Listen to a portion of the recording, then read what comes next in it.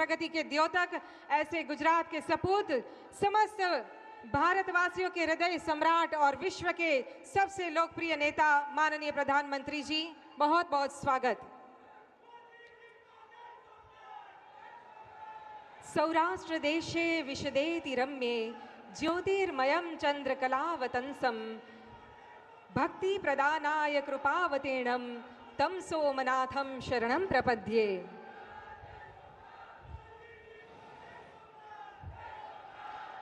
जय सोमनाथ, नमस्कार।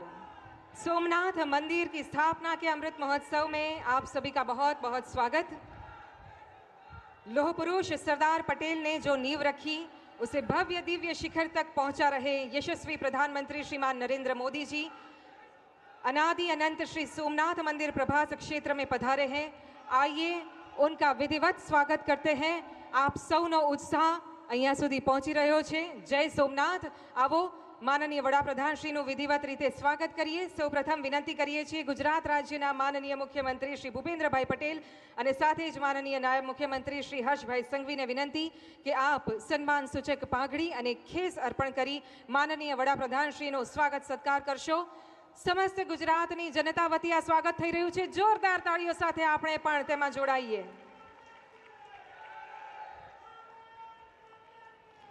અને હવે મંચ પર બિરાજમાન ગુજરાતના માનનીય મંત્રી શ્રી જીતુભાઈ વાઘાણી અને માનનીય મંત્રી શ્રી અર્જુનભાઈ મોઢવાડિયાને વિનંતી કે આપ માનનીય વડાપ્રધાનશ્રીનું બહુમાન કરશો।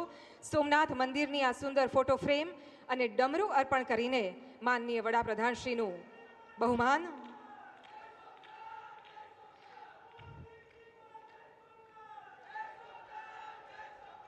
અને હવે માનનીય મંત્રી ડોક્ટર પ્રદ્યુમન વાજા અને માનનીય મંત્રી શ્રી કૌશિકભાઈ વેકરિયા ने विनंती के आप पण माननीय वडाप्रधानश्रीનું स्वागत करशो। साथे जोड़ाशे माननीय सांसद श्री राजेशभाई चुडासमा, माननीय धारासभ्य श्री भगवानभाई बारड અને श्री काळुभाई राठोड સિંહની સુંદર ફોટો ફ્રેમ અર્પણ કરી રહ્યા છે।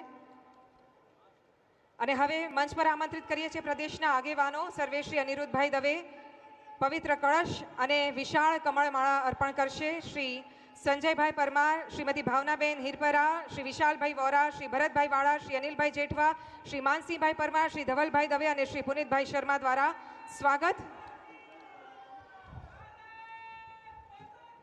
धन्यवाद। અને હવે આ વિશાળ કમળમાળા અર્પણ કરીને જેમણે ભારતીય આસ્થાનું स्थान गौरवान्वित कर्યું છે એવા વડાપ્રધાનશ્રીનું स्वागत। खूब खूब आभार, धन्यवाद। बंगाल भाग्य विधाता बनकर जनशक्ति को दंडवत कर गंगा सागर से अरब सागर पर अटूट आस्था का सागर बनकर समर्पण भाव से जलाभिषेक कर सनातन का स्वाभिमान जगाकर सोमनाथ के विरासत पर्व पर नमन कर नमन कर नमन कर। આજના પ્રસંગે ગુજરાતની ધરતી પર માનનીય વડાપ્રધાન શ્રી પધાર્યા છે, ત્યારે આમંત્રિત કરીએ છીએ ગુજરાતના માનનીય મુખ્યમંત્રી શ્રી ભૂપેન્દ્રભાઈ પટેલને આપના સ્વાગત સંબોધન માટે।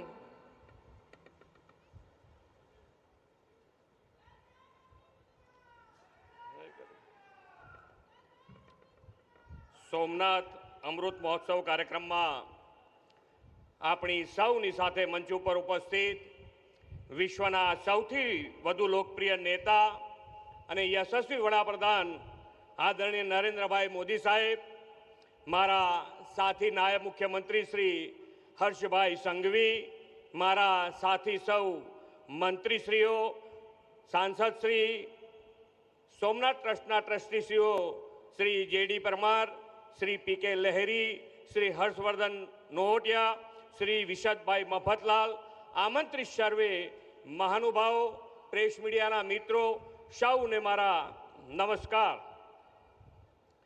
विश्वना सौथी अधिक लोकप्रिय नेता अने आपणा लोकलाडीला वडाप्रधान श्री नरेंद्रभाई मोदीनु हूँ हृदयथी खूब खूब स्वागत करूँ छूँ। समग्र देश અને દુનિયાની નજર જે રાજ્યની ચૂંટણી પર હતી તે પશ્ચિમ બંગાળ સહિત આસામ અને પોંડિચેરીમાં પણ વિકાસની રાજનીતિને મળેલા પ્રચંડ જન સમર્થનના શિલ્પી યશસ્વી વડાપ્રધાન શ્રી નરેન્દ્રભાઈ મોદી સાહેબને સમગ્ર ગુજરાતની જનતા જનાર્દન વતી ખૂબ ખૂબ અભિનંદન પાઠવું છું. ભગવાન સોમનાથનું મંદિર સદીઓથી દેશની આસ્થા, સંસ્કૃતિ, અડગ સંકલ્પ અને પુનર્જાગરણનું જીવંત પ્રતીક છે. આપણી આસ્થાના અજેય અને અતૂટ પ્રતીક આ મંદિરને ધ્વંસ કરવાના અનેક પ્રયાસો થયા અને દરેક વિનાશ પછી સોમનાથ ભગવાનનું મંદિર ફરી વધુ તેજસ્વતા સાથે ઊભું થયું છે. આજે આ દિવ્ય મંદિર વિધ્વંસમાંથી પુનઃનિર્માણના સરદાર સાહેબના અડગ નિર્ધાર, દ્રઢ સંકલ્પ અને રાષ્ટ્રના આત્મસન્માનનું પ્રતીક છે. તેમનો આ સંકલ્પ 1951ની 11 મે પૂર્ણ થયો. તે ગૌરવશાળી વિરાસતને આજે 75 વર્ષ થયા છે. આદરણીય શ્રી નરેન્દ્રભાઈ મોદીએ 2001માં મુખ્યમંત્રી તરીકેનું સેવાદાયિત્વ સંભાળ્યું. એ જ વર્ષે તેમણે સોમનાથ મંદિરના પુનઃનિર્માણનો સુવર્ણ જયંતિ ઉત્સવ ઉજવીને આપણને તક આપી હતી. અને આજે સરદાર સાહેબનો દ્રઢ સંકલ્પ સાકાર થયાનો આ અમૃત ઉત્સવ આદરણીય વડાપ્રધાન શ્રી મોદી સાહેબની પ્રેરણાથી દેશની આઝાદીના અમૃતકાળમાં જ આવ્યો છે. તે સોનામાં સુગંધ સમો પ્રસંગ છે. આખા યુગનું નિર્માણ કરનાર વિઝનરી લોકનાયક શ્રી મોદી સાહેબે પ્રત્યેક ભારતવાસીઓમાં સાંસ્કૃતિક રાષ્ટ્રવાદ અને સનાતન હિન્દુ સંસ્કૃતિના પુનર્જાગરણનો ભાવ પ્રબળ બનાવ્યો છે. આદરણીય શ્રી મોદી સાહેબે અયોધ્યામાં રામ મંદિરના પ્રાણ પ્રતિષ્ઠા ઐતિહાસિક પ્રસંગે દેવથી દેશનું વિઝન આપ્યું હતું. સોમનાથ મંદિર પર 1000 વર્ષ પહેલા થયેલા આક્રમણ સામે શૌર્ય દાખવનાર સ્વાભિમાની યોદ્ધાઓને યાદ કરતું સોમનાથ સ્વાભિમાન પર્વ, કાશી વિશ્વનાથ કોરિડોર, કેદારનાથ ધામ વિકાસ, પાવાગઢમાં 500 વર્ષ પછી ધ્વજારોહણ અને અંબાજી કોરિડોર તથા સોમનાથ તાલીમ સંકલ્પ દ્વારા વિરાસત બી વિકાસ બી સાકાર કર્યું છે. અને ફરીથી જ્યારે આજે ગુજરાતમાં આવ્યા છે ત્યારે ફરીથી એમનું સ્વાગત કરીને વિરમું છું. ભારત માતા કી જય, વંદે માતરમ, જય જય ગરવી ગુજરાત. आपना ऊष्मापूर्ण स्वागत संबोधन માટે खूब खूब आभार माननीय मुख्यमंत्री श्री. देवियों और सज्जनों, 2026 का ये वर्ष सोमनाथ मंदिर के इतिहास में अत्यंत महत्वपूर्ण है. जनवरी 2026 में हम साक्षी बने सोमनाथ स्वाभिमान पर्व के और आज हम मंदिर की स्थापना का अमृत उत्सव मना रहे हैं. आज के दिन का गौरव करते हुए भारतीय डाक विभाग द्वारा एक विशेष स्मारक डाक टिकट जारी किया जा रहा है. सर्वप्रथम मैं गुजरात के मुख्य post master general Shri Ganesh Savleshwarkar ji को आमंत्रित करती हूं कि वे माननीय प्रधानमंत्री श्री नरेंद्र मोदी जी को ये स्मारक डाक टिकट विमोचन हेतु प्रस्तुत करें. सभी मंचासीन अतिथिगण पर इसमें जुड़ेंगे. ये है सोमनाथ मंदिर, भारत की 1000 वर्षों की अटूट आस्था एवं श्रद्धा. इस विषय पर विशेष स्मारक डाक टिकट.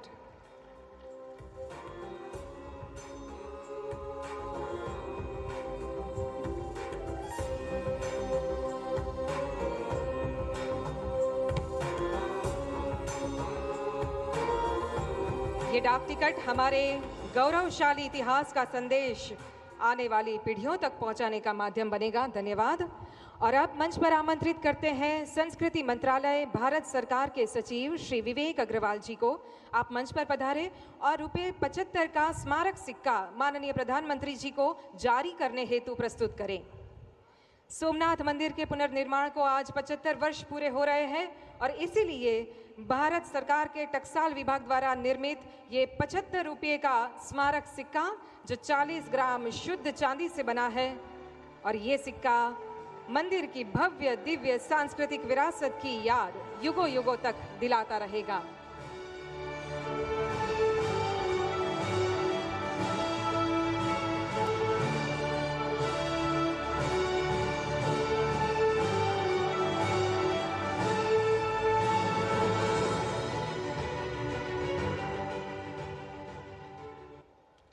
बहुत बहुत धन्यवाद मान्यवर. सनातन आस्था, सनातन स्वाभिमान और सनातन संस्कृति, आध्यात्मिक ऊर्जा, आध्यात्मिक एकता और आध्यात्मिक विरासत. जय श्री कृष्ण, जय श्री राम, और हर हर महादेव। हम सब भारतवासी परम भाग्यवंत हैं जो इन 12 वर्षों में हमारे सांस्कृतिक गौरव की पुनर्स्थापना के साक्षी बन रहे हैं, जो अध्यात्म तथा आधुनिक विज्ञान का अद्भुत समन्वय कर सनातन की रक्षा और देश की सुरक्षा के प्रति मन वचन कर्म से समर्पित हैं। ऐसे समस्त भारतवर्ष के कल्याण पुरुष, नूतन भारत के शिल्पकार आदरणीय प्रधानमंत्री श्री नरेंद्र मोदी जी को आइए जोरदार तालियों के साथ आमंत्रित करते हैं आज के इस शुभ अवसर पर अपने बहुमूल्य मार्गदर्शन के लिए।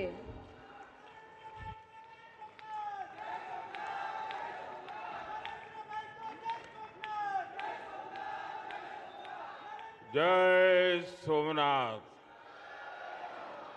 जय सोमनाथ, हर हर महादेव।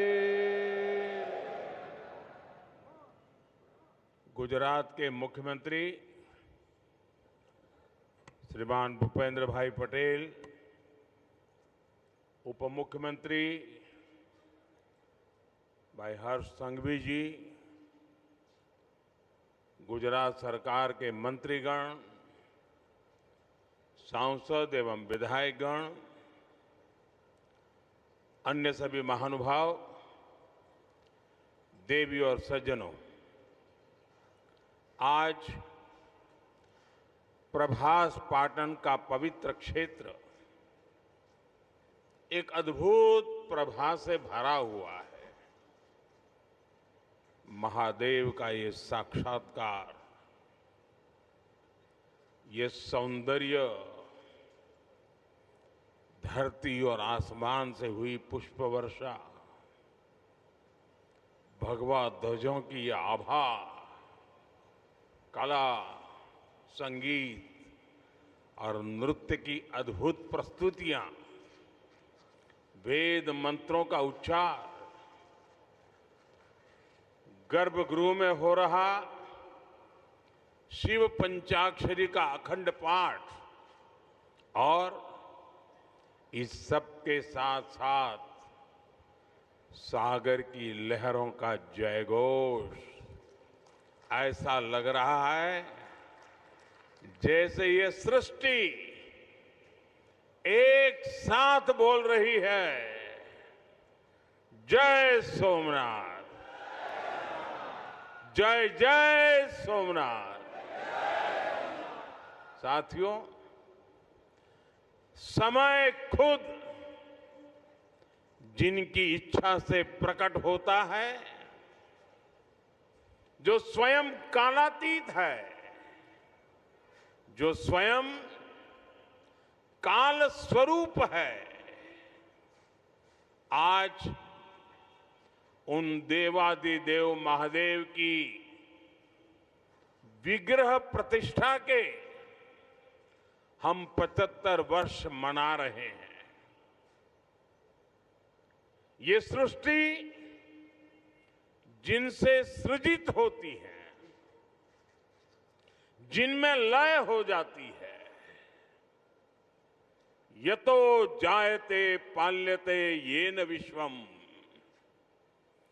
तमीशम भजे लीयते यत्र विश्वम।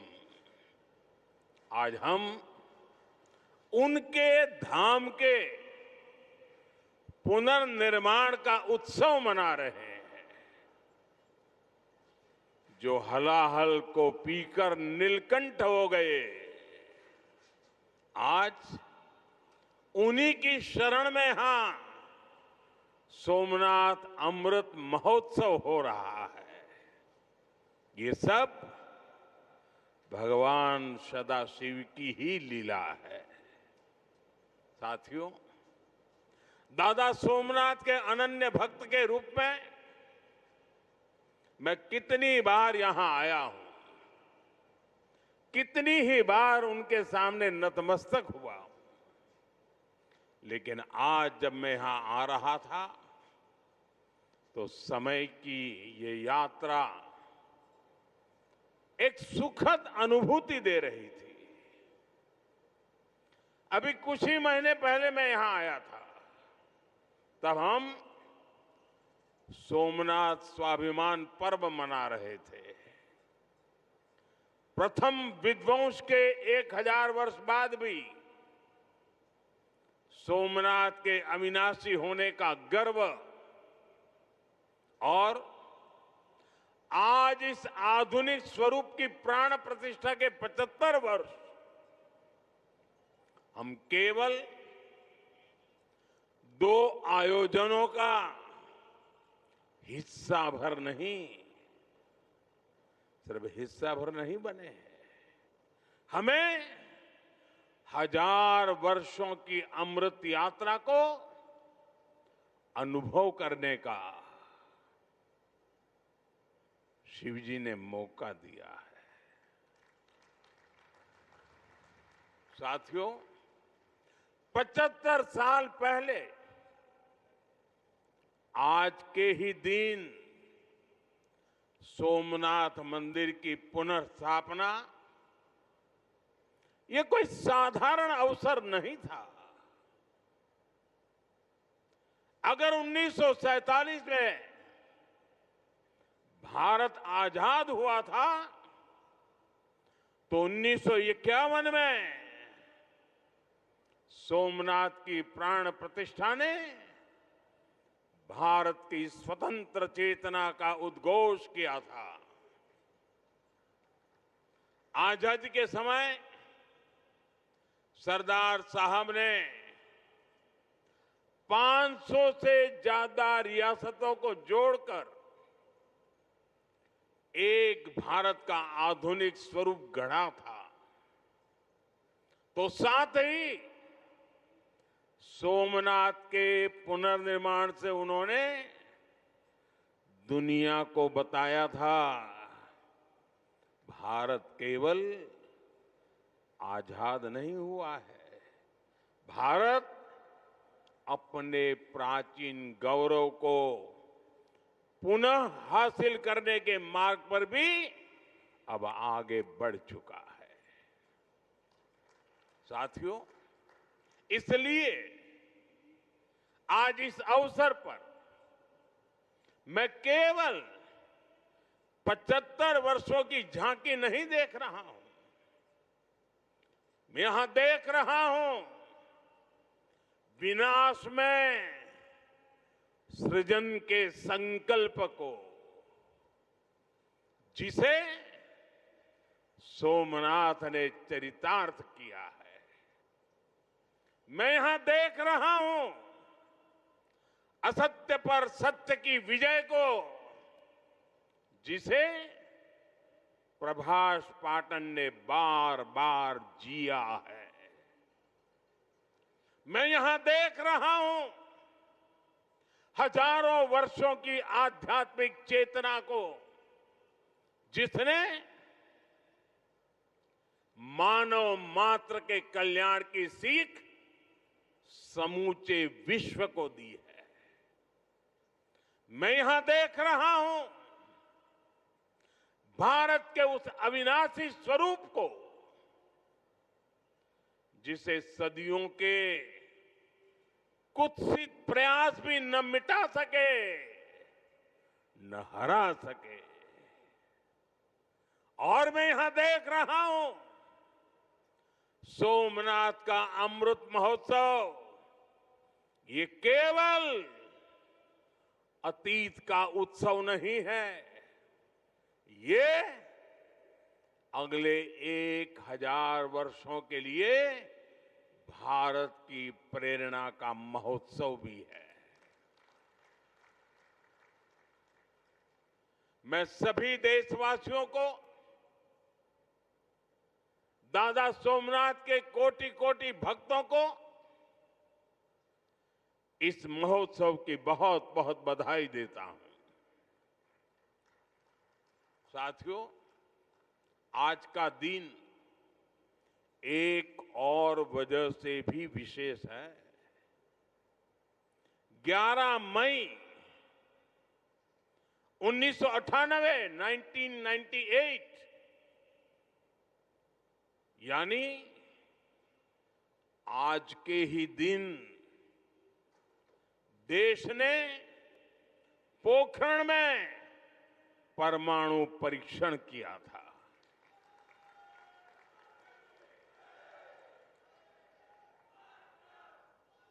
देश ने 11 मई को पहले 3 परमाणु परीक्षण किए। हमारे वैज्ञानिकों ने भारत के सामर्थ्य को, भारत की क्षमता को वैज्ञानिकों ने दुनिया के सामने रखा। दुनिया में तूफान आ गया। भारत, उसकी ये हैसियत, ये कौन होता है भारत जो परमाणु परीक्षण करे? और दुनिया की आंखें लाल हो गई।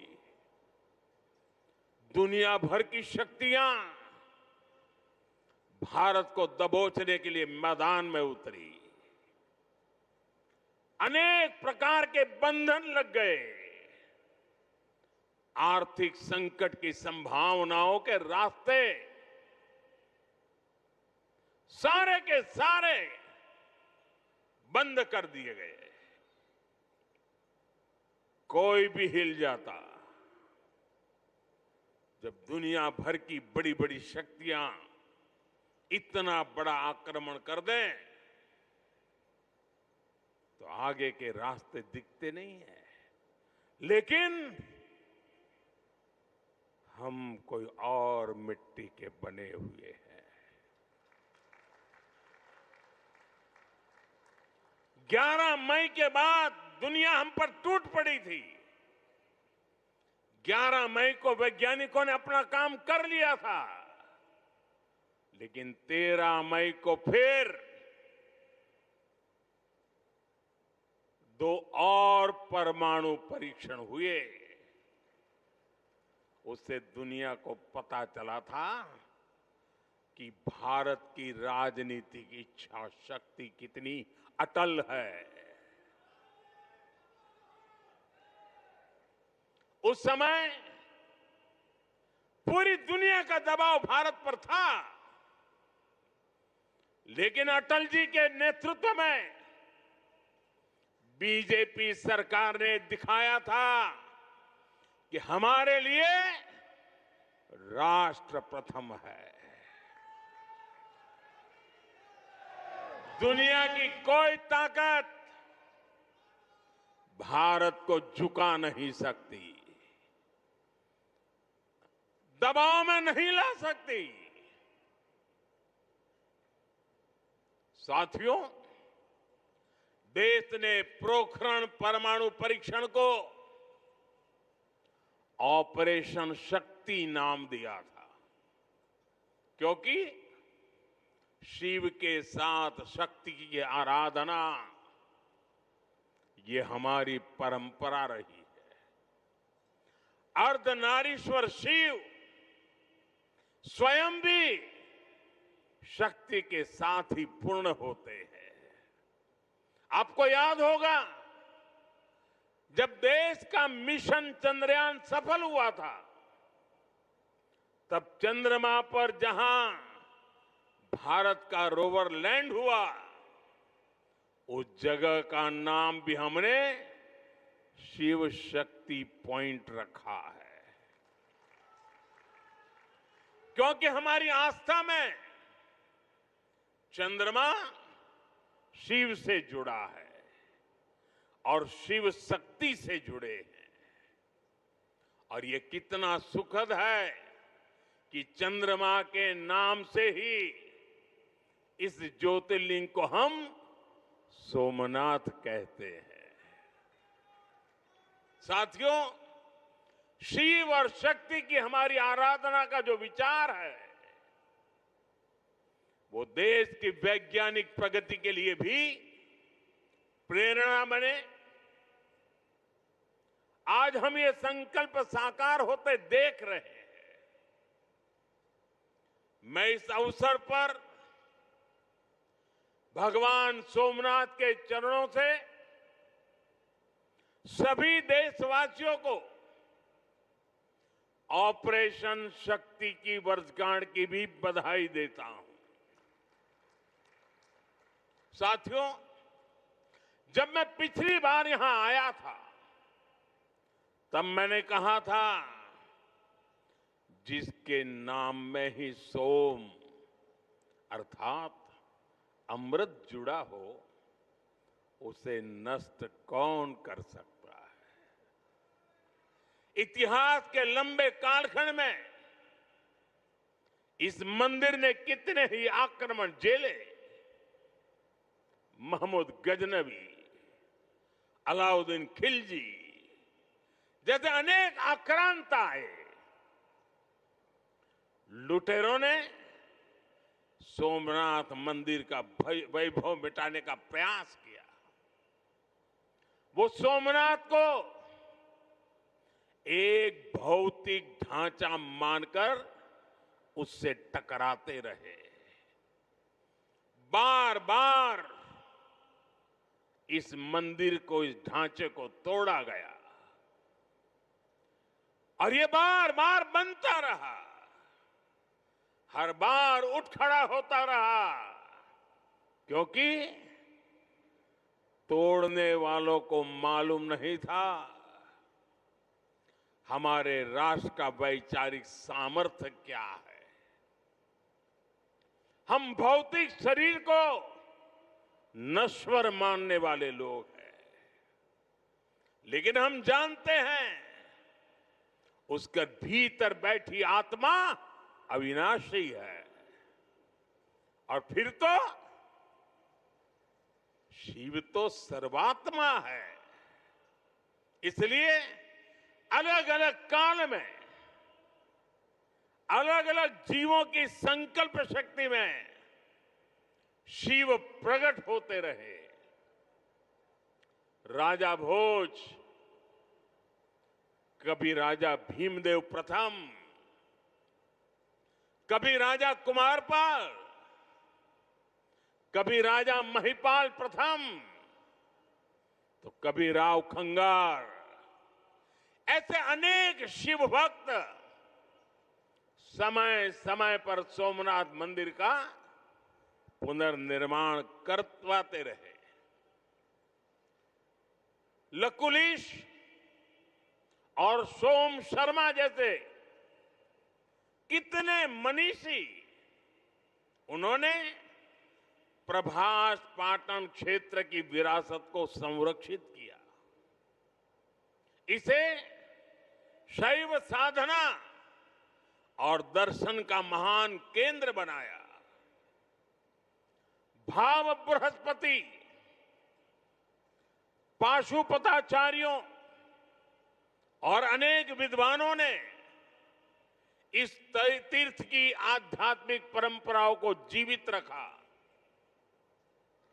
विशाल देव और त्रिपुरांतक जैसे व्यक्तित्वों ने यहां की बौद्धिक चेतना को सुरक्षित रखने का पुनीत कार्य किया।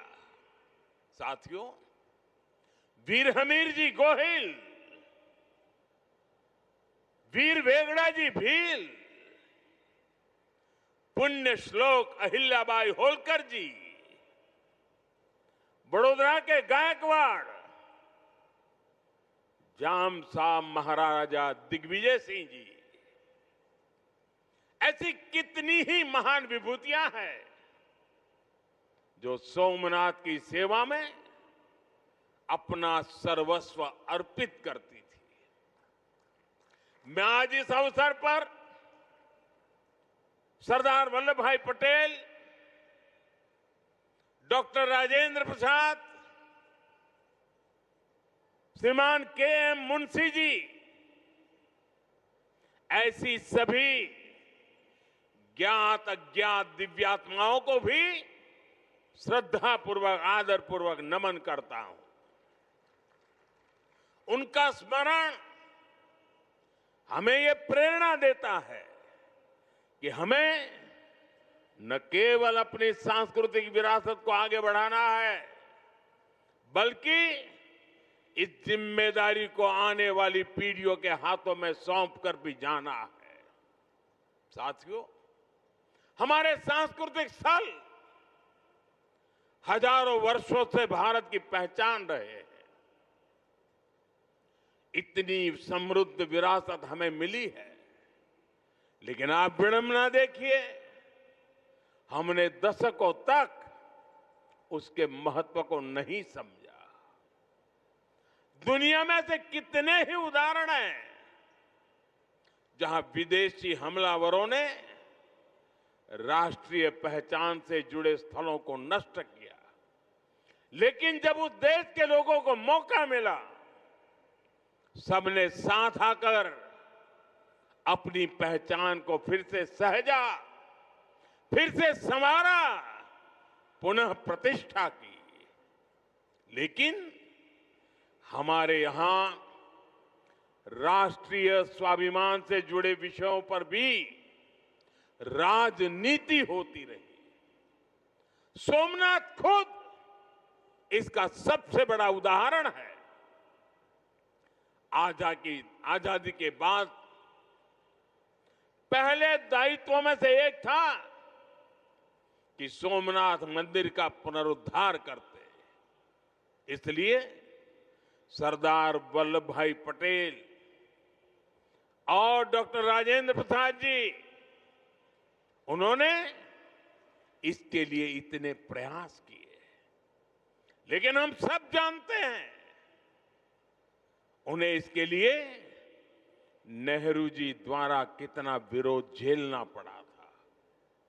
मैं आज इसके विस्तार में नहीं जाऊंगा, लेकिन ये सरदार साहब की इच्छा शक्ति थी कि इतने विरोध के बावजूद सरदार साहब डिगे नहीं।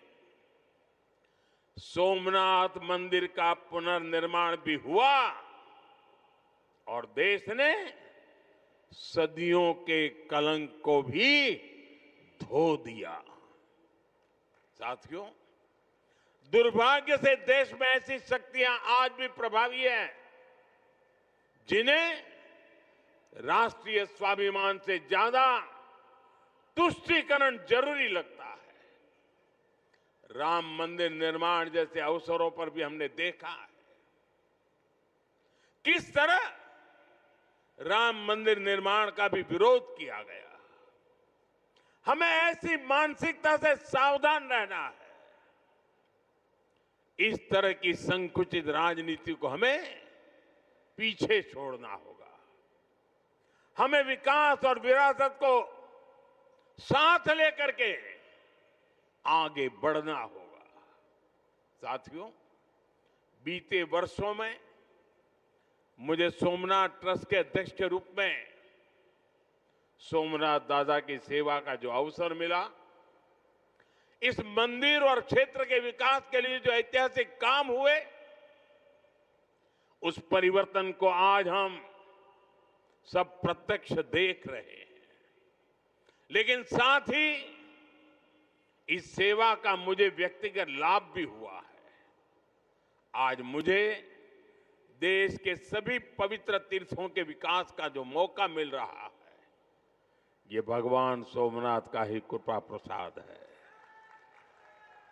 साथियों, आज काशी में सदियों बाद बाबा विश्वनाथ धाम का इतना भव्य विस्तार हुआ है। आज उज्जैन में महाकाल महालोक के विशाल दर्शन भी हो रहे हैं। केदारनाथ धाम का पुनर्निर्माण भी हुआ है। जैसा मैंने पहले कहा, अयोध्या में 500 साल की प्रतीक्षा भी पूरी हुई है। आज वहां भव्य मंदिर में रामलला विराजमान है। साथियों, ऐसे कितने ही पवित्र तीर्थ, पवित्र मठ, मंदिर और क्षेत्र, उनकी जो महिमा हमने पुराणों में सुनी है, आज वहां हमें उस समृद्ध परंपरा के दर्शन होने लगे हैं। और ये इतना कुछ 10-12 साल के भीतर भीतर हुआ है। साथियों, हमारे सांस्कृतिक केंद्रों की उपेक्षा देश के विकास में बड़ी बाधा रही है, क्योंकि हमारे तीर्थ भारत की आध्यात्मिक सामाजिक व्यवस्था के केंद्र तो है ही, वो देश की आर्थिक प्रगति के भी स्रोत रहे हैं। आज आप देखिए, 4 धाम महामार्ग परियोजना, गोविंद घाट से हेमकुंड साहिब तक रोपवे परियोजना, करतारपुर कॉरिडोर, बौद्ध सर्किट का विकास, इनके जरिए देश में तीर्थ क्षेत्रों में आर्थिक गतिविधियां बढ़ी हैं। सोमनाथ परिसर भी इसका एक सशक्त उदाहरण है। आज सोमनाथ मंदिर ट्रस्ट से सैकड़ों परिवार जुड़े हैं। हजारों लोगों का जीवन इस क्षेत्र से जुड़ा हुआ है। देश दुनिया के कोने कोने से जो लोग यहां आते हैं, वो गुजरात के बाकी हिस्सों में भी जाते हैं। इससे प्रदेश और देश में प्रगति के नए द्वार खुलते हैं। साथियों, हमारी आस्था हमें जीवन जीने का तरीका भी सिखाती है, क्योंकि हम मानते हैं सर्वम खलिद्वम ब्रह्म, अर्थात सृष्टि का हर एक घटक, इस संपूर्ण प्रकृति भी ईश्वर का ही स्वरूप है। इसलिए हमारी आस्था नदियों में भी है, वृक्षों में भी है। हम जंगलों को भी श्रद्धा की दृष्टि से देखते हैं। हम पर्वतों में भी पवित्रता का भाव रखते हैं। और आज जब दुनिया प्राकृतिक जीवन शैली की ओर लौट रही है, हमें हमारी शक्ति को भी पहचानना होगा। हम हमारे तीर्थों और मंदिरों के विकास के साथ साथ उनकी गरिमा के लिए जागरूक होना होगा। हमें ऐसा जीवन अपनाएं जिससे प्राकृतिक और पर्यावरण की रक्षा हो।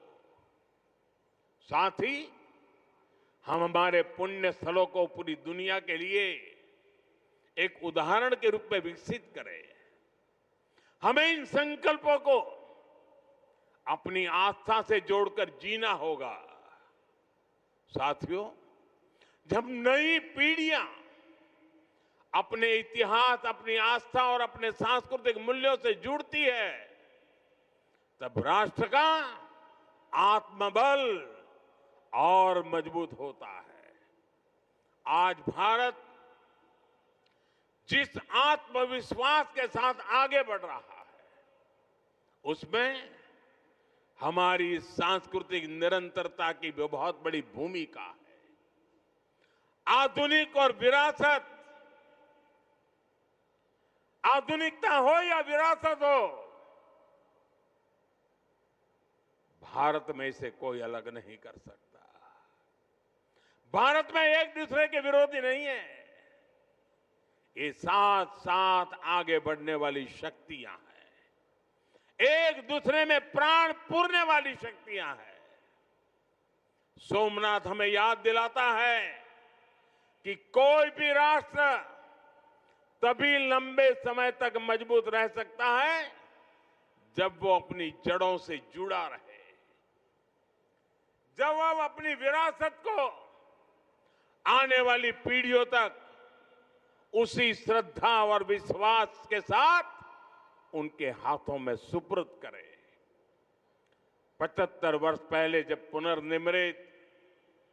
ये पुनर्निर्मित सोमनाथ मंदिर में 75 वर्ष पहले प्राण प्रतिष्ठा हुई थी, तब भारत ने एक नई चेतना यात्रा शुरू की थी। आज 75 वर्ष बाद वही यात्रा और अधिक व्यापक रूप में हमारे सामने है। हमें इसे नई ऊंचाई पर लेकर जाना है। हमारे संकल्पों को पूरा करने में दादा सोमनाथ का आशीर्वाद हमेशा हमारे साथ रहे, यही प्रार्थना है। एक बार फिर सभी देशवासियों को, विरासत में विश्वास करने वाले हर नागरिक को, आप सभी को इस अवसर की बहुत बहुत बधाई देता हूं। मेरे साथ बोलिए, जय सोमनाथ, जय सोमनाथ, हर हर महादेव।